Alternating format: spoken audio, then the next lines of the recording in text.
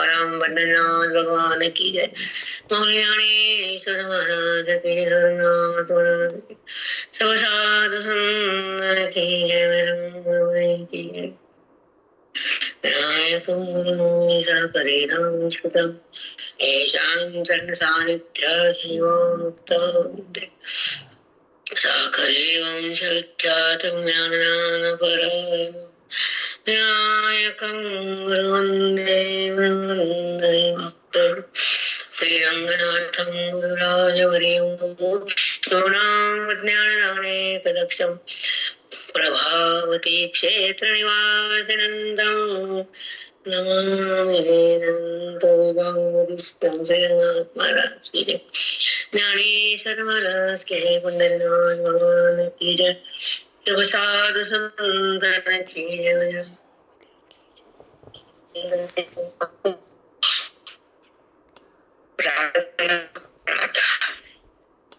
सूर्याने आत्मचिंतन आपलं 18 अध्याय चालू असताना त्याने प्रत्येक विषय शब्दातून नामबोधातून अंतःकरणाची स्थिती परिवर्तन करतात, बदलून टाकतात मनाला. मन बदलणार नाहीये. ऋतू बदलतो, वार बदलतो, काल बदलतो, भविष्य काल, भूतकाल, वर्तमान काल, पण मन नाही. का बदलत नाही मन?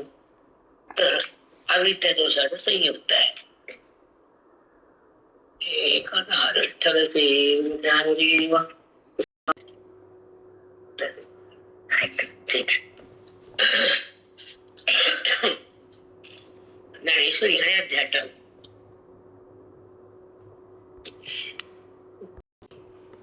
अध्यात्मामध्ये मौल्य ज्ञान बरं आहे. ज्या ज्या श्लोकातून ज्या ज्या ओळीतून बुद्धीला जागृत करतात, नाम परिवर्तन करतात. परिवर्तन म्हणजे पहिल्यांदा जो बुद्धीचा संबंध आहे, बुद्धीचा स्वभाव आहे, बुद्धीचा व्यवहार आहे आणि बुद्धीचा विकार आहे. 3 गोष्टी लक्षात ठेवा. 3 गोष्टी बुद्धीमध्ये. बुद्धी देहाचा संबंध करते, पहिला टप्पा. बुद्धी गुणानुसार व्यवहार करते, ज्ञानानुसार नाही. दुसरा विषय लक्षात घ्यायचं पॉइंट. तुझा पॉइंट मला का लक्षात आला की तुम्ही म्हणलीस मला की तीच बुद्धी देहाचा संबंध करते, तीच बुद्धी सतत बुद्धीमध्ये विकार उत्पत्ती असते आणि बुद्धी. तिसरा टप्पा काय बोलले? हॅलो, चढलेली आहे, भगवंतात नाही. हा महत्वाचा टप्पा आहे. ठीक आहे. जसं एखादा मित्र वाईट मित्रात मिसळला तर त्याला बाहेर काढावं लागतं. तुलाही माहिती, सगळ्यांना माहिती. जर आपला मुलगा बिघडू नये म्हणून आई काळजी घेतील, तो मित्र खराब आहे म्हणून सांगून देते. तरी पण जर व्यक्ती ऐकत नसेल तर त्याचं पुढचं खातं बिघडतं. कारण त्याचं बॅलन्स जे चांगलं असतं ते खराब होतं. कारण त्याच्या संगतीनं मित्र वाईट आहे, त्याचा व्यवहार वाईट आहे, त्याचं वागणं वाईट आहे, त्याचे संस्कार वाईट आहे, मग ते हे अंगात येतात. म्हणून त्या गुणाला सोडण्यासाठी ज्ञान आहे. जे प्रकृतीमध्ये गुण उत्पन्न होतात, सत्व रजतम, आणि त्याचाच विषय आजचा म्हणजे या अध्यायामध्ये सांगितलेला आहे. आजचा म्हणण्यापेक्षा ह्या अध्यायामध्ये ज्ञानोबर आहे ना, गुणामध्ये असलेली बुद्धी आणि गुणरहित झालेली बुद्धी, गुण सोडून व्यवहार केलेली बुद्धी. कारण व्यवहार हा गुणाचाच असतो, पण बुद्धी आणि मन त्या व्यवहारात नसतं, त्याला ज्ञानी नाव येत असतं. अवेदंताचा गाव आहे हे जरा माइंड त्याला कळतं, निर्माइंडला कळत नाही. झिरो माइंड कळते का? त्याचं माइंड झिरो आहे, त्याला कळतं का? म्हणजे माइंड म्हणजे एक मेंदू छान आहे, तर त्याला ते झेपतं, कारण अंतःकरण पवित्र असतं. म्हणून व्यवहार करताना गुणाचा व्यवहार आहे आणि संबंध गुणाचा आहे. व्यवहार हा मिथ्या आहे आणि माझं पाहणं हा माझं कर्तव्य आहे. मी पाहणार आहे आणि पाहणारा साक्षी असतो आणि व्यवहार हा गुणाचा असतो, तर दोघांचा संबंध नसतो. हा जीवन मुक्ताचं आयुष्यातले श्वासाचा विनियोग असतो. प्रत्येक श्वासाचा हा त्याचा भावार्थ असतो. प्रत्येक श्वासात तो असा असतो. तो व्यवहारात नसतो, गुणात नसतो, देहात नसतो, विषयासाठी नसतो आणि करता भोगतापणा संपण्यासाठी ज्ञानात जगतो. नीट लक्षात ठेवायचे अनु, ना कोणच्या भागवतात ना कोणच्या अभंगात हा सार नसतो. कारण त्यांची मांडणी त्याने मांडून गेली, वेदाला त्यानं सांगून दिलं, कळणं तुमचं कर्तव्य आहे. बापानं घर दिलं, मग विकायचं का सांभाळायचं हे त्या मुलाचं कर्तव्य आहे. बापानं शेत दिलं, ते विकायचं का त्या पिकवायचं हे तुमचं कर्तव्य आहे. विकल्यावर काय पिकणार? तुम्ही शेत विकलं तर पिकल का? आणि पिकलं तर माणूस विकल का? पिकवता येत नाही म्हणून विकतात. तसा अधिकार नाही म्हणून इकडे तिकडे जातात. बुद्धी जाते इकडे तिकडं. कुठे जाते ना? कर्मात जाते, लोभात जाते, वासनेत येते आणि देहाच्या संबंधाला अति वाढवते. आता पाचतो नंतरच्या काळामध्ये आपल्या आयुष्याचा अति भावना, अति लोभ, अति वासना, अति संकुचित वृत्ती होती पुन्हा. म्हणून अंतःकरणाची वृत्ती कशी, अंतःकरणाचा बाध झाला की नाही, अंतःकरण विषयाकडे का अंतःकरण भगवंताकडे हे जाणणं ज्ञानानं मन जाग होत. ही जाणीव ज्यांना होती ते अंतःकरण जगताची जाणीव घेत का सुख दुःखाची जाणीव घेत का अंतःकरण बाधित होत का अंतःकरण विकार रहित तसंच राहत. जेव्हा अंतःकरण विकार रहितच असत, विकार सहित असत तर ते अविद्यायुक्त असत. पण जे अंतःकरण विकाराला टाकायला सुरुवात होती तर ते अज्ञान असतं. ज्या क्षणाला विकार संपतो तिथं अविद्येचा नाश असतो. आणि जेव्हा मन निर्विकार होतं तिथं भगवंताचा स्पर्श असतो. आणि भगवंताच्या स्पर्शानंतर त्याचा संयुक्त मन एक रूप होण्यासाठी तगमग असतं की आता मला भगवंतातून अलग व्हायचं नाही आणि मला व्यवहाराला शिवायचं नाही आणि देहामध्ये गुट पडायचं नाही आणि विषयाची आठवण ठेवायची नाही. बिलकुल नाही. मला विरक्त व्हायचंय, मला आसक्त बनायचं नाही, विरक्त बनायचंय. हा जेव्हा बोध ज्ञानाने येतो, वेदानं कळतो आणि बुद्धी सावध बनते तर ती अध्ययनाची खरी स्थिती. अध्ययन म्हणजे आत्मस्वरूपाला जाणण्यासाठी आपल्या आयुष्यातले घातलेले श्वास आणि देहाने केलेली तपस्या आणि मनानं केलेला त्या ओवीवरचा निग्रह. मन ओवीवर राहतं त्याला म्हणतात तपस्या. जेव्हा मन ओवीत जातं, ओवीवर राहतं, ओवीला समजून घेतं आणि ओवीच्या भावार्थात तिथं विघरून जातं ते अध्ययनाचं खरं खातं. मन संपन्न म्हणजे अंतःकरणाचा बाध होणं आणि विकारता संपून जाणं आणि मनाचा ईश्वरात लय होणं. ते व्यवहारात जरी राहिलं तर ते अलिप्त होणं. त्याचा म्हणा जीवन मुक्तीचा जो अल्ला बुद्धीला ज्ञानातून लाभ, आत्मलाभ, ते आत्मलाभ भोगते ना. व्यवहार ते चाकतच नाही, मी केला म्हणतच नाही, कारण अविद्येत तर राहतच नाही. हेच अध्ययनाचं फल वेदांताच्या. वेदांताचं अध्ययन आत्मस्वरूपाला प्रकट करून देतं आणि संसाराची चिंता मनाला भ्रष्ट करतं. मन पागल होतं ना. का गोळ्या लागतात मनाला? का बीपी शुगर होतो? का काहीतरी रोग तुमच्या कसे येऊन बसतात? आधी रोग नसतात, मागून येतात. तुम्ही त्याला येऊ दिले ना, त्याचं स्वागत केलं, त्याच्यासारखं तुम्ही मन तयार केलं, रोग येऊन बसला. मग बॉडीला सांभाळता येते तर मनाला का सांभाळता तुम्ही? का तुम्ही रोग देता जीवाला? जसे तुम्ही पहिले असतात ते तसेच का राहत नाही? काल माझं तुला एक उदाहरण देते, फॉर एक्झाम्पल, म्हणजे मोठेपणाने तुम्हाला कळावं. मी आता घटनेत अंतःकरणाला आणि शक्ती ती जगण्याला अध्ययन म्हणतात त्याला. अनुभव आम्हाला ऐकून नाही. कारण अध्ययनाचं तपस्या म्हणजे ऋषी मुनींनी केलेलं अरण्यात जाऊन तप, ते अध्यात्म चिंतन आहे. हे तुम्हाला गुरुजी मला घरात भेटायला, तू काल बोललीस मला की घरामध्ये भेटायला बायकांना नशीब आहे त्यांचं. फुकट मिळालं किंमत नसते ना. आपण विवंचना केली नाही, स्वतःला समजून घेतलं नाही तर तुमच्या जगण्याला अर्थ पण नाही. माझी भाषा तर कडक आहे. तुम्ही व्यवहार करताना बुद्धी व्यवहाराला दिली का देवाला दिली हे तुम्ही समजून घ्या. जेव्हा बुद्धी भगवंतापाशी राहते तर तुमच्या अध्ययनाचं पूर्ण होतं. पण अध्ययन म्हणजे आत्मस्वरूपाला जाणण्यासाठी संवाद केलेला भगवंतानं, कृष्ण परमात्म्यानं नाना शास्त्र करा, नाना ग्रंथ करा, नाना व्यास ऋषीनं जे जे ग्रंथात जे जे मोक्ष सिद्धी, भक्तीची सिद्धी, कर्माची सिद्धी सांगितली, कसं व्यवहार करावं, कसा दान करावं, कसं नाम घ्यावं, कसं कर्मकांड करावं, कसं उपासनेत राहावं, कसं संताकडे जावं, कसं श्रवण करावं, कसं आपल्या रूपाला प्रगट करावं, मी कोण हे कसं ओळखून घ्या, मी देह नाही असा निश्चय कसा करावा, ह्याला म्हणतात अध्ययन. अध्ययनामध्ये एकच आहे, तू देह नाहीस. अध्ययनात एकच आहे, सुख विषयात नाही. अध्ययनात एकच आहे, तू भगवंताला अलग नाही. अध्ययन सांगतं काय? आत्मस्वरूपाला प्रगट करण्याची एक शक्ती म्हणजे गीता आणि होय. भगवंताला प्रगट करायचं, साईतलं लोणी करायला लोणी किंवा मिक्सर. सोन्यामध्ये साईमध्ये रवी टाकली, लोणीवर येतं दर्शन केल्यावर. बुद्धीमध्ये बोट टाकला, भगवंत येतो वरी बुद्धीचं मनन चिंतन केल्यावर. सेम टू सेम आवरण काढायचं म्हणजे अध्ययन, दुसरं काय.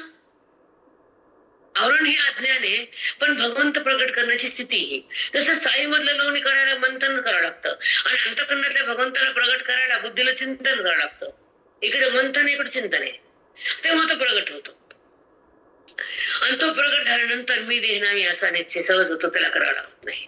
जसं लग्न झाले की मुलगी म्हणती माझं माहेर नाही, जप करावं लागतं, हे माझं माहेर नाही, हे माझं माहेर नाही, जप करते कधी बाई. अक्षदा पाकवण्याची अक्षदा पडली किती माझं नाही म्हणती, आणि तुम्हाला रोज दिवस देह नाही म्हणतात, तुम्हाला दांडग्या बुद्धी तुमच्या. एका मिनिटात ती बाई म्हणते मी त्यांची आहे, लग्न बी झालं असते, पत्रिका छापल्या तर ती म्हणते मी त्या घरची आहे. आणि इकडे तुम्हाला सांगून सांगून थकलो आम्ही, तर तुम्ही देहच म्हणतात. मग याला उत्तर दिलं त्यांना, जन्मजन्ममध्ये हेच काम केले म्हणून तेच पटकन येतं, आणि हे मिळालं म्हणून हे कळतच नसतं. तर लग्न व्यवहार संसार हे करत करतच जन्म संपलेत ना. म्हणून परमार्थ कशासाठी करायचा? उद्धारासाठी. आणि दुसरा टप्पा सुखासाठी. तिसरा टप्पा जन्म आणि मृत्यूला थांबवण्यासाठी हा आपल्याला परमार्थ करायचा. आणि ह्याच्यामध्ये फायदे तुम्हाला आता सांगितलं की रोग होत नाही, बिमारी होत नाही, नाही होत. काल बोलले तर मी मला सांगू नका, मला सुधारत. हा परमार्थ आपल्या आरोग्याला पण सांभाळतो, हा परमार्थ आपल्याला अविद्येला पण नष्ट करतो. म्हणून सत्संगाचं फल हे जगात कुठलं फल ह्याची बराबर करू शकत नाही. म्हणून श्रवण भक्ती ही तुम्ही काही करा, काही करू नका, चालते आम्हाला, पण श्रवणामध्ये जे बोध घेतला ते पुन्हा पुन्हा जर मनानं पकडला तर तुम्हाला बाकीची कुठं आणण्याची करायची गरज नाही. आमचा अनुभव आहे.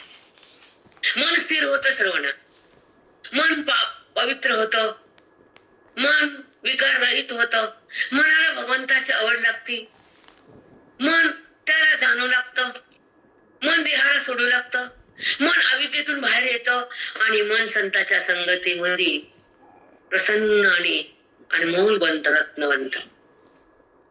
म्हणून मनाला श्रवण द्या, वाचन तर होतच राहते, पण जास्त चिंतनाला, लिखाणाला, ओवीच्या ओळखीला आणि श्रवणामधल्या केलेल्या बोधाला जर मन जाणू लागलं आणि तिथं रमू लागलं तर तुमचं मन तुमच्या देहामध्ये उरत नाही, लिंगदेह संपत.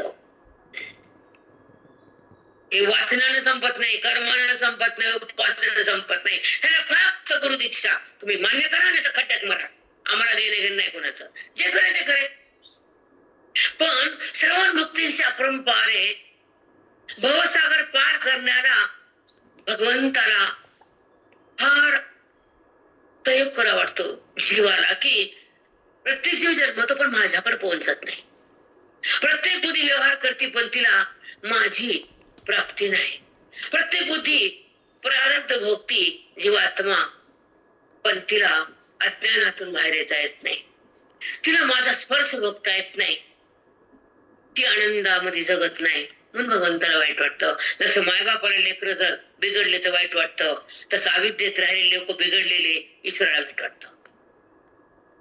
अविद्येत राहणं म्हणजे बिघडणं, देहाला माझं म्हणणं म्हणजे बिघडणं, आणि दृश्य पदार्थाला आकर्षित होणं म्हणजे बिघडणं मनानं. मन बिघडलं म्हणजे नाही त्या वस्तूकडे गेलं. एखादा मुलगा बिघडला नाही त्या बाईच्या नादी लागला, तसं आपण देहाच्या आणि जगाच्या नादी लागलो. उदाहरण वाईट आहे पण आपल्या कामाचं आहे. बरोबर आहे, वाईट नाही. बरोबर आहे, तेच बरोबर. हा, तुमचा जर मुलगा बाहेर नादी लागला तर तुम्ही म्हणतात बिघडलं. मग तुमचं मन देहाकडे लागलं, विषयाकडे लागलं, भगवंताकडे कुठे लागलं? तुम्ही पण बिघडलात ना. लोकाला बिघडलं पण तुम्हाला काय अधिकार आहे? म्हणूनच व्यभिचारी विद्या आहे, अव्यभिचारी नाही. अविद्या ही व्यभिचारी कुठे नेते? तसं मुलगा कुठे जातो, घराच्या बायला बघत नाही, तसं भगवंताला, आतल्या भगवंताला बुद्धी बघत नाही. मग तुम्ही पण त्याच टप्प्यात आहेत ना. मला ते वाईट वाटतंय, पण सांगण्यासाठी हेच बोलावं लागतंय आम्हाला. ते लोक फोन करतात त्यांचं वाईट वाटते, पण आपल्याला देह माझं म्हणणं बी हत्याच आहे. ब्रह्महत्या आहे. 100 ब्राह्मण मारण्याचं पाप आहे. 100 एक नाही, 100 ब्राह्मण मारण्याचं पाप आहे. मी देह म्हणल्याबरोबर कळतं काय? जातं काही पाप कर्मानं कितीतरी पाप. कुठे वस्त्रमाळ बांध, कुठे इकडं जाण, कुठं अभिषेक धर. अगं अभिषेक म्हणजे आत्मस्वरूपाच्या ठिकाणी मनाचं ऐक्य करणं आणि सतत धारा प्रवाहित करणं, तोच मी आहे असा मनानं विचार संस्कार धारण करणं, तो अभिषेक आहे, आत्माभिषेक. कळणं नवळणं इकडंच मरतात, कुठे आम्हाला ते करायला काय ते तुमचं पूर्ण झालेलं आहे. तुमचं मागच्या जन्मात तुम्ही सर्वनाथ आलात, संपला. तुमचं पूर्ण झालेलं आहे. सगळ्यांचं होत नसते तसं. मग असे सगळे सुद्धा पावले असते. पाऊस कुठंच वाहत नाही इकडे तिकडं, तो सरळ ती गंगा समुद्रात निघते पावसाला, आणि तेच पाऊस तळ्यात पडला तर डबक्यात राहतो, तेच पाऊस मोरीत पडतो.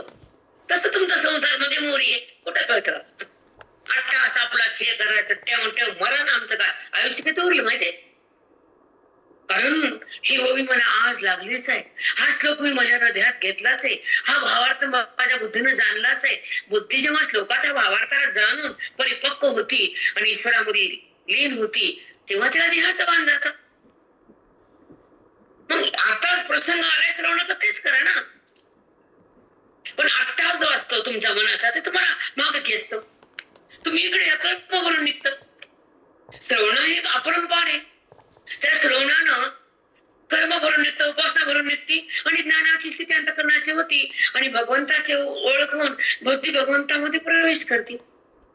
कुठं कळतं? बुद्धीचा प्रवेश भगवंतात होणं म्हणजे श्रवण आहे, आणि बुद्धी देहाकडे येणं म्हणजे अज्ञान आहे, आणि बुद्धीनं पागल होणं म्हणजे संसार आहे, आणि बुद्धीमध्ये विषय येणं हे पाप आहे, आणि बुद्धी कुणाला आहे माझं म्हणणं हा विकार आहे, आणि बुद्धीने स्थिर होणं हे पवित्रता. स्थिर राहते ना, शांत, काही नको. मिथ्या ना, खोटे ना, आहे तरी सुख, नाही तरी सुख. कुठं कळत ते? म्हणूनच अध्ययनामध्ये जेव्हा मन एकाग्र होतं आणि साधूच्या संगतीमध्ये या ओवीची ओळख होती, आणि शब्द शब्द बुद्धीमध्ये टच होतात.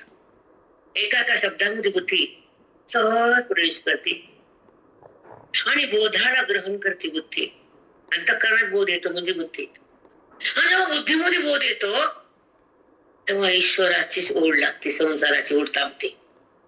बोधाची पावर तशी वेदाच्या, की ते मन खोट्याकडे जात नाही आणि विकार तिथं होत नाही. त्याला दिसलेला प्रपंच खरा वाटत नाही, त्याला खरा ईश्वर वाटतो, त्याला परमात्म्याचा साक्षात्कार करा वाटतो, त्याला बुद्धीचा आणि ईश्वराचा संगम व्हावा वाटतो, दोघांचा ऐक्याचा अनुभव घ्या वाटतो, आणि 4 वृत्तीला ईश्वराला समर्पित करा वाटतात. त्याचं नाव ज्ञानगंगा.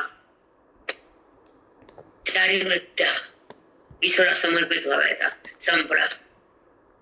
तिला फक्त तोच, आणि त्याची स्थिती, त्याच ऐक्य कुणाचं? ईश्वराचं. तसं तुम्हाला सतत मी देहाची अनुभूती आहे ना. मी देह, मी गोमटी, मी वर्ण, वर्णाचीच ओळख आहे ना, देहाची ओळख आहे, भगवंताची कुठे ओळख आहे? अभ्यास केला का कधी? मी देह नाही. मी देह, मी छाया, मी कोमटी, मी गोरी, मी काळी, न सांगता पाठ आहे. ती बुद्धीने पकडलेले ना, कारण बुद्धीचा आणि उपाधीचा संबंध आहे. पण उपाधी म्हणजे पंचभूत आहेत. पंचभूत म्हणजे नष्ट होणारे, अलग होणारे, एकत्र येणारे. मग अलग होणारे आणि एकत्र होणारे भूत म्हणजे देह आहे, आणि तू देहात राहणारा देह आहेस. मग तू देह असताना देहाला का माझं म्हणतोस हे कळणारा साधक आहे.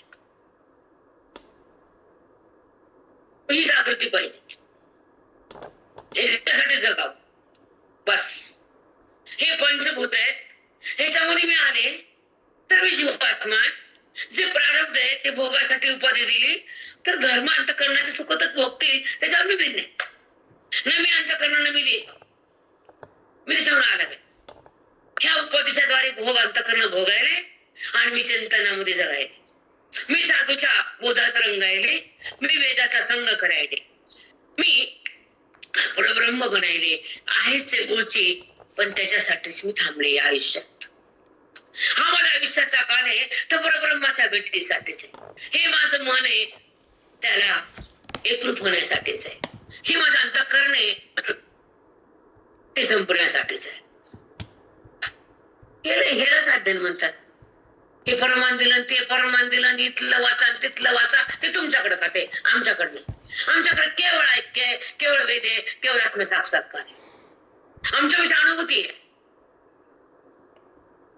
आमच्या एका क्षणाक्षणाच्या हिशोब आम्ही वेदांताकडं गुरुकडे व्यसतो आणि आम्ही आमच्या स्वरूपामध्ये असतो. नितांत व्यवहार जरी झाला तरी विकार हृदयात नसतो. अनात्माचा परित्याग करणारी वृत्ती आत्मस्वरूपामध्ये विलीन असते आणि सत्संगामध्ये राहणार अंतःकरण ईश्वराला ओळखणार असतं.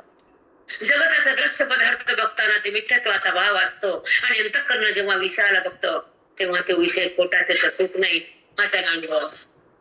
आणि हा परमात्म्याचा सुखाचा आहे, तो भगवंताच्या शिवाय नाहीये आणि सुख ईश्वरा वाचून नाहीये आणि दुःख अविद्ये वाचून नाहीये हे त्याला माहित असतं. म्हणून साधक हा प्रसन्न आणि पॉवरफुल असतो. फक्त एक दशा ओलांडायची असती, माणसं काका म्हणायचे साधक पण संते आणि सिद्ध पण संते. साधक हा सिद्ध होण्यासाठी एक टप्पा गाठण्यासाठी आवरण काढण्यासाठी जगतो आणि मुक्तीमध्ये राहण्यासाठी तो वाट बघतो. त्याला मुक्तीत थांबायचं, देहात बसायचं नाही. म्हणून एकच टप्पा त्याचा ओलांडायचा, आवरण दोष काढायचा, कारण त्याचे बाकीच दोष गेलेले असते. विक्षेप गेलेला असतो, मोह गेलेला असतो. मन म्हणजे पापाची वृत्ती नसती, विक्षेप म्हणजे जग चंचलता आणि जगत द्रश्य दिसणं आणि खरं वाटणं, ते विक्षेप.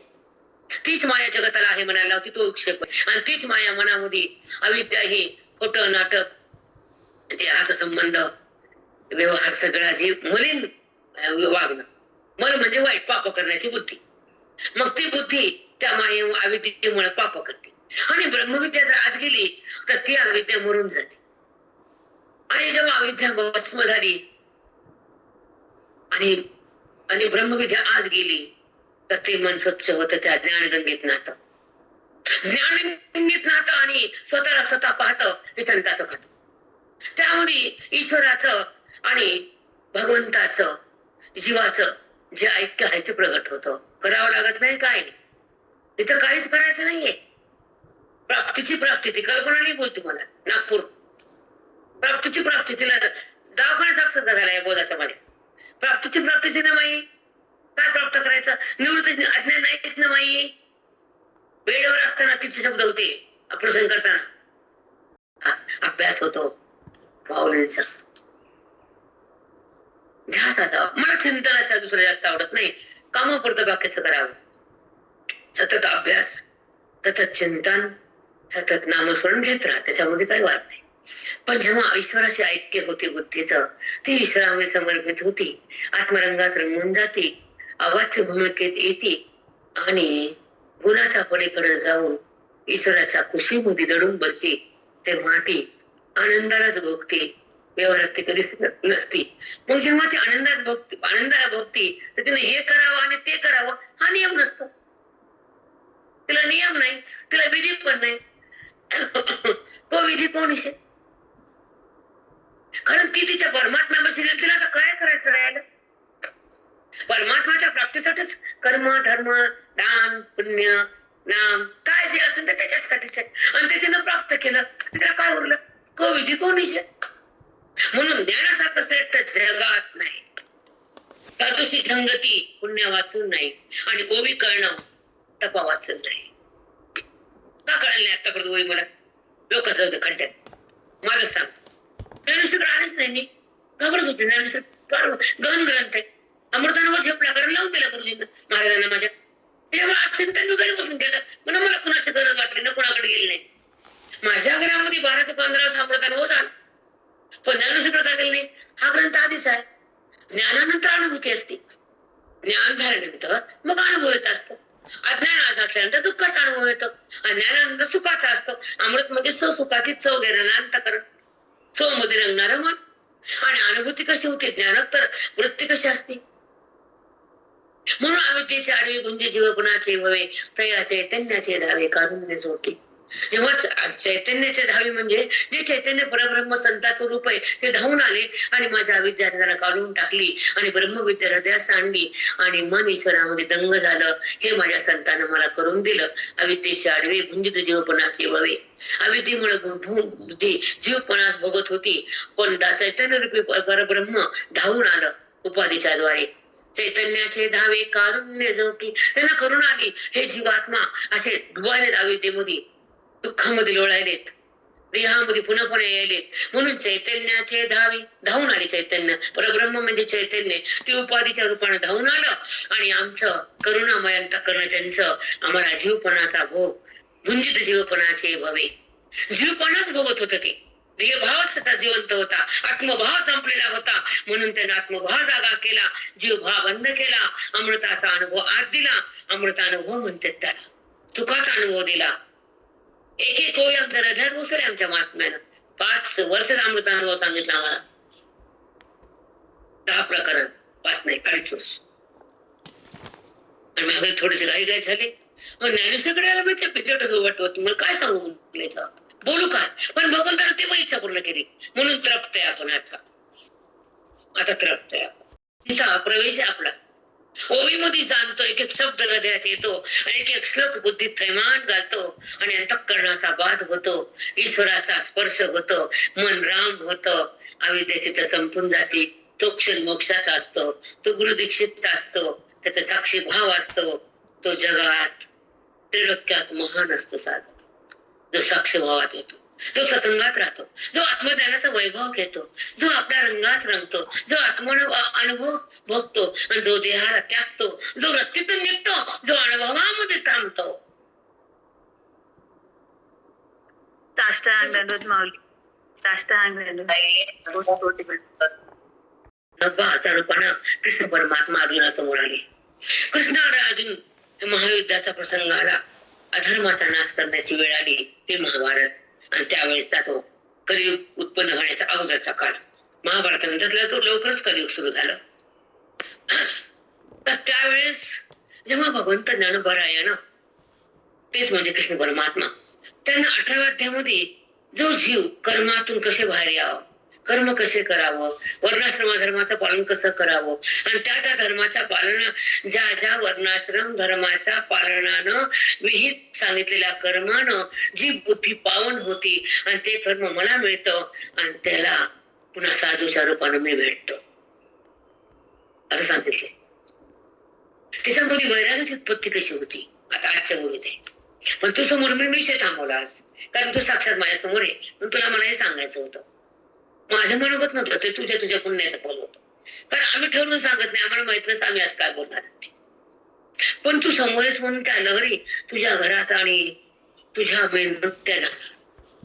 कारण हे व्हायब्रेशन शक्ती म्हणजे वेदाची भक्ती, आणि वेदाची भक्ती म्हणजे अंतःकरणाची बाधित ताण स्थिती. अंतःकरण बाध झाल्यानंतर भगवंत प्रगट होतो आणि त्यामुळे बुद्धी प्रवेश करते.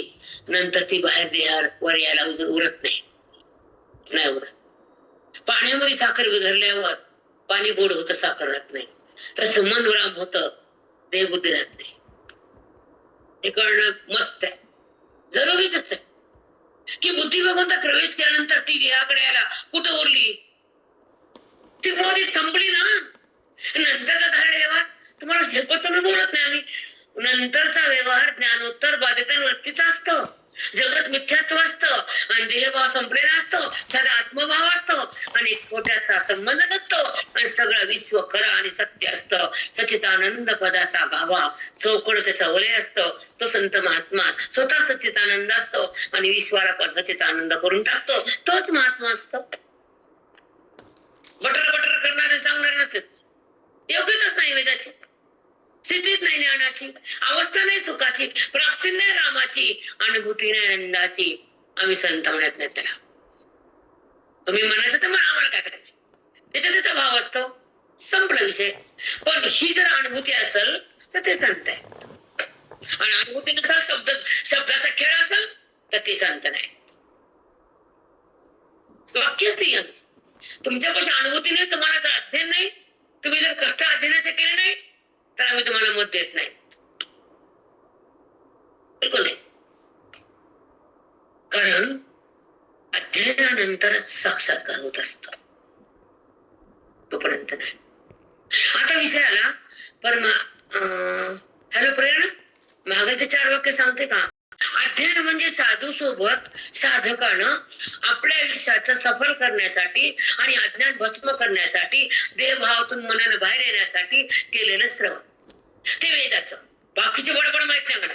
गप्पा गोष्टी लिहिला मी सांगू शकत नाही, आणि तो भाग इथला नाही, तो भाग आधीचा. धर्मशास्त्र हे आहे वेदशास्त्र. तो पूर्वकांड आहे, हे उत्तरकांड आहे. ह्याच्यामध्ये फक्त वेदांमुक्तीच आहे, ह्याच्यामध्ये बाकीचं काही नाही. हा, म्हणून हे एकत्र करायचं नाही. जेव्हा भक्तिशास्त्र परिपूर्ण होतं तर वेदाकडे मन सहज जातं, संताची भेट होती आणि ग्रंथ हृदयात थांबतो, मन विसावा घेते ईश्वरात. ते मन बाहेर येत नाही. ते मन कर्मधर्म केलं तर त्या कर्मामध्ये त्याला माहितच नाही कर्म केलं. कर्ता भाव नाही तर कर्म कुठलं?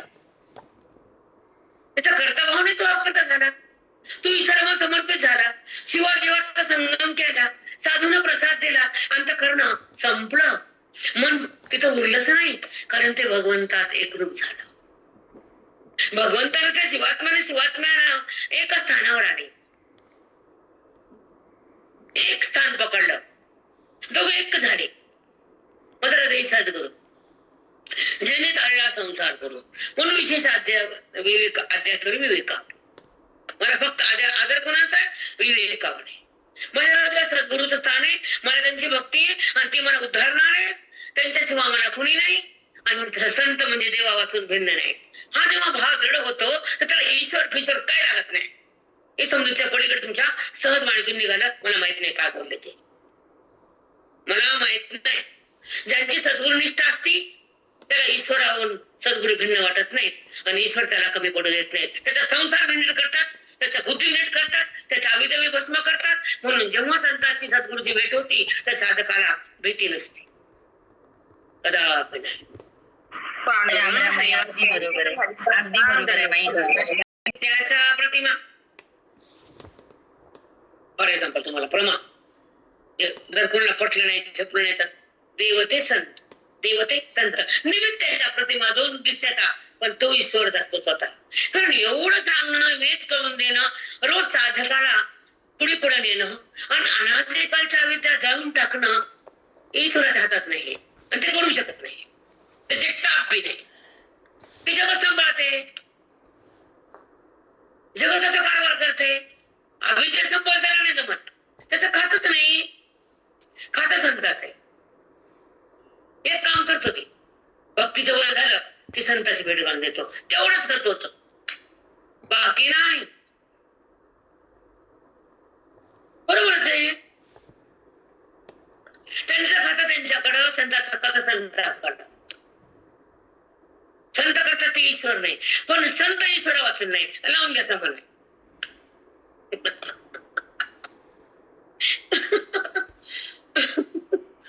चला, मोक्ष फळे दिदली ओल, ते सुकृत रुचे फुल, ते वैराग्य ठेवी पाऊल भवरू जैसा. तया वैराग्य ठेवी पाऊल भवरू जैसा. ऐका, जसा भ्रमर कमळामध्ये सहज ओढला जातो, तर एक काय असतं त्यांच्यामध्ये, एक शक्ती असते मुंग्यामध्ये. मला वाटायचं आता इथं गोड ठेवले, मुंग्याला काय फोन केला का आपण, गोड ठेवलं, मग तिला त्या गोडाचा पदार्थ त्या मुंगीमध्ये वास एक शक्ती असते, आणि त्या वासाच्या दिशेनं लेन लागते, आणि जेव्हा गोड सापडलं की मग लेन वाढते. ही मुंगीची शक्ती. तसं आपण काय म्हणलं, ही वैराग्याची शक्ती. मग जेव्हा वैराग्य जर ज्ञानाला प्राप्त करून देत, तर आधार हा वैराग्याचा आहे. आणि जर वैराग्य नसेल तर तुमच्यापाशी आसक्ती आहे, आणि आसक्ती ही भगवंतापासून दूर नेती, आणि वैराग्य हे मनाला रामाच्या जवळ नेत. या 2 गोष्टी सांगितलं मौनाच्या. वैराग्यामध्ये बुद्धीचा पाऊल कधी पडतो हे सांगितलंय. आता वैव असतात मला ऐका.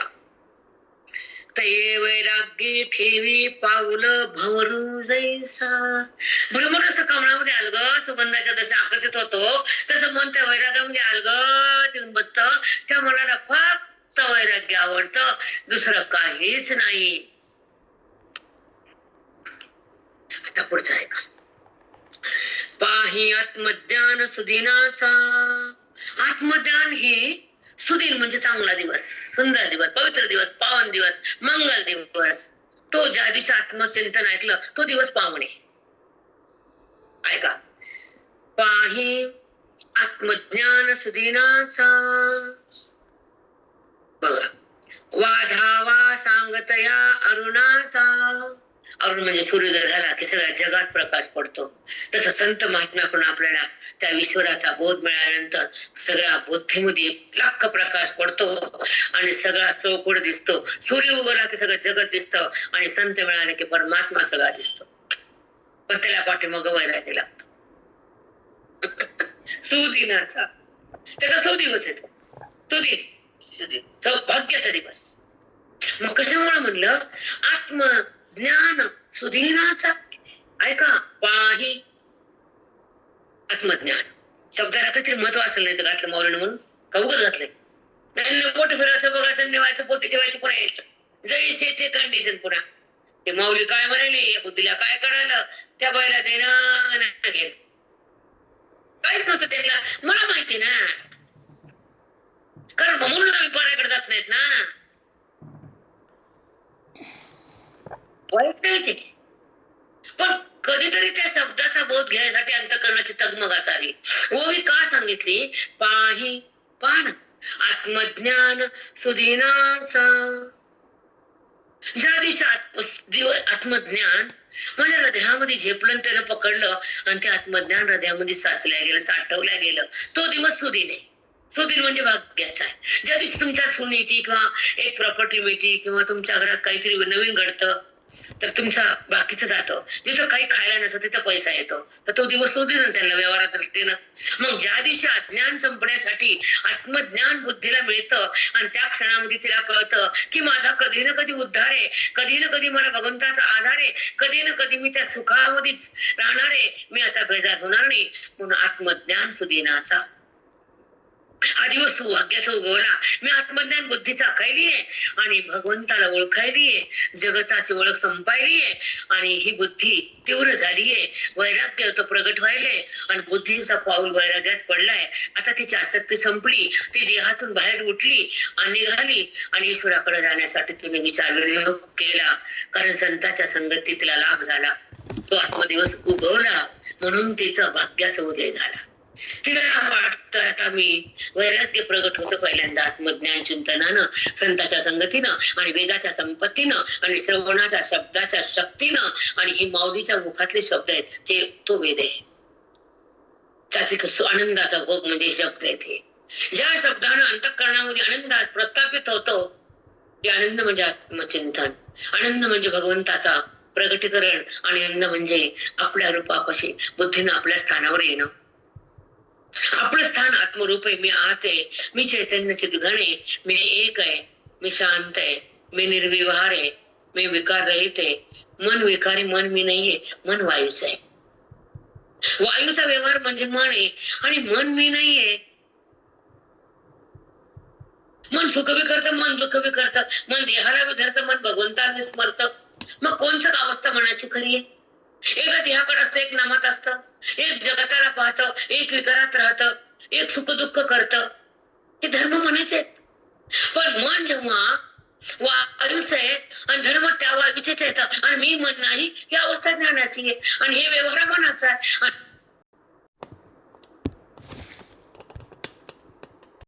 वाधावा सांगतया अरुणाचा उदयो त्या वैराग्याचा ठाव पाय. अरुण म्हणजे सूर्य उगवला की सगळं जगत दाखवत. तसं बुद्धीमध्ये वैराग्य उदय पावलं, प्रगट झालं तर सगळ्याकडे भगवंत दिसतो. तो आत्मज्ञानाचा लाभ होतो. तो दिवस सुदिन म्हणजे भाग्याचा दिवस, सुदिन म्हणजे पवित्र दिन, ज्या ठिकाणी परमात्म्याचा आत्मलाभ होतो तो आहे असा अनुभव येतो. पण सगळीकडे त्याची अनुभूती आहे तोच आहे. त्याच्यात भिन्न काहीच नाही. दिसून ते खरं नाही. अस्तित्व जगताला त्याच्या वाचून नाही. दिसतं त्याच रूप आहे. त्याच रूपानं तो आलाय. जसं पाणी आणि लाट आहे. लाट पाण्याहून भिन्न दिसते, पण लाटेला मी लाट आहे माहित नाही, कारण ते केवळ पाणी आहे. तसं जीवनमुक्त महात्म्याला जगत माहित नाही, केवळ ते जगत आहे, ईश्वर आहे. हे दोन्ही असं म्हणून लागायचं. पाण्यावर जेव्हा लाट दिसते तर ती पाण्यावर भिन्न नसते, पाण्यावरच आधारित असते. त्याला आधार मी पाण्याचा, लाटेचे पाणी, आणि पाण्याच्या लाटेच्या खाली पाणी, आणि लाट म्हणजेच पाणी. तसं विश्वात तोच, विश्व म्हणजे तोच, आणि मी म्हणजे पण तोच. तोच विश्व म्हणजे तो, आणि मी म्हणजे तोच. कुठं उरलं विश्व, कुठं जीव उरला? म्हणून आत्मधीन सुदिनाचा तो दिवस त्या दिवशी लाभ झाला, आणि तो असा निश्चय केला, ऐकून बोलून नाही. असा निश्चयात्मक वृत्ती असावी, अनुभवाची स्थिती असावी, वृत्तीद्वारे ताण असावी, आणि स्थिती आनंदाची असावी, प्राप्ती ईश्वराची असावी, एकता स्वरूपाची भोगावी. एकच ऐका. आता खालचं एक मिनिट. वाधावा साधा त्याचा आता. किंबहुना आत्मज्ञान जेणे हाताळे निधान. ह्या आत्मज्ञानामुळे काय होतं? हाताला जसा ठेवा सापडलो, घरामध्ये असतो आपण, घराखाली द्रव्य असतं, सोन्याचं अंडे असते, पण ते माहित नसतं, त्यावेळेला फरशी असते. तसं बुद्धीला आवरण असतं, आवरण काढलं की परमात्मा प्रगट होतो, आणि फरशी उकरले की अंडा येतो. तसं केवळ फक्त एका तुम्हाला त्याची फक्त तिथं जाण्याची वृत्तीनं गरज आहे, बाकी काही गरज नाही. किंबहुना आत्मज्ञान जेणे हाताळे निधान. आत्मज्ञानामुळं तुम्हाला निधान मी सापडतो. म्हणून आत्मज्ञानामध्ये जेव्हा बुद्धी प्रवेश करते तर तुम्हाला माझी प्राप्ती सहज होती. तुम्हाला माहित नाही तुमच्या सोबतच, पण तुम्ही ओळखेल नाही. तुम्हाला माहित नाही तुमच्या घरात हांडा पडलेला आहे, पण तुम्ही उकरला नाही. मी सोबत आहे, हांडा खाली. आता ऐक. ते वैराग्य दिव्यांजन जिवेले तो, ते वैराग्य दिव्यांजन जिवेले तो. जेव्हा डोळ्याला काजळ घालतो तर तो सुंदर दिसतो, तसं वैराग्याचं अंजन घालतो दिवे डोळ्यामध्ये, तर तुला मी दिसे. जगत दिसतं तेव्हा ज्ञानाचं अंजन नसतं, पण जेव्हा तू वैराग्याचं अंजन घालशील, दिव्य अंजन, तर तुला मी दिसत. अविद्येचं अंजन जगत दिसायचं. म्हणून अगोदर सांगितलं की आत्मज्ञान हे हाताचे निधान. किंबहुना आत्मज्ञान जेणे हाता ए निधान. मी परमात्मा आत्मज्ञानामुळेच हातात तुझ्या येतो मी. ते वैराग्य दिव्य अंजन जिवे, जे दिवे जिवे लेतो. जिवे म्हणजे जीवानं घातलं, वैराग्याचा अलंकार रूपी त्याला प्रदान केलं, आणि तेव्हा त्याला वैराग्यानं त्याचं मन माझ्याकडे आलं, आसक्तीनं जगताकडे गेलं, आणि वैराग्यानं माझ्याकडे आलं, आणि त्याला आत्मलाभ झाला. हे श्रवणाचं फळ मी तुला दिलं. किती सोपी भाषा आहे. मला तर आणून काय सांगू, मला वाटायचं 18 लागतं की नाही, की म्हणजे कधीच केलं नाही. 18 जिंदगी गेली. त्याची योग्यता सिद्धी जाय तया पंडसुता, आणि सर्वणी विहिता कर्माययाचा. अशी मोक्षाची योग्यता येण्यासाठी विहित कर्माचा तू जेव्हा सुरुवात करशील, आणि विहित कर्माला न सोडता त्या वेदाच्या वेदानुसार विहित कर्म करशील, वर्णानुसार आचरण करशील, तर ते कर्म तुला माझ्याकडे आण. हो, वर्णाश्रम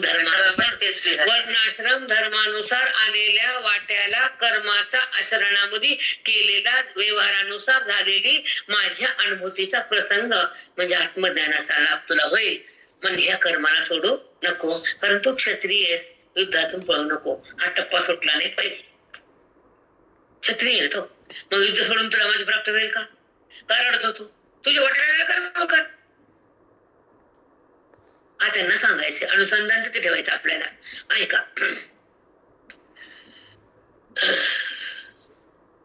आणि हेच एक मिनिट, हे विहित कर्म पांडवा. विहित कर्म कशासाठी करायचं? पांडवा आहे का अर्जुना? पांडवा म्हणले त्याला, पंडूचा पुत्र म्हणून पांडवा. हे विहित कर्म पांडवा आपुला अन्य ओलावा. जो जिवाळ्यांचा माझा, तुझ्या मी जवळ आहे, तू देहा जवळ आहेस, मग तुला माझी कशा आवड होईल? तुम्हाला कसा राहशील? माझ्या प्रेमाला कसा भोगशील? ओलावा. किती सुंदर शब्द आहेत. ज्ञानेश्वरी असे सांगून पटकन होत नसते. आपलं पारायण सांगायचे. एका कवीला एक घंटा सुद्धा पडत नाही. माग झाली माझा पुस्तकाचा. एक मिनिट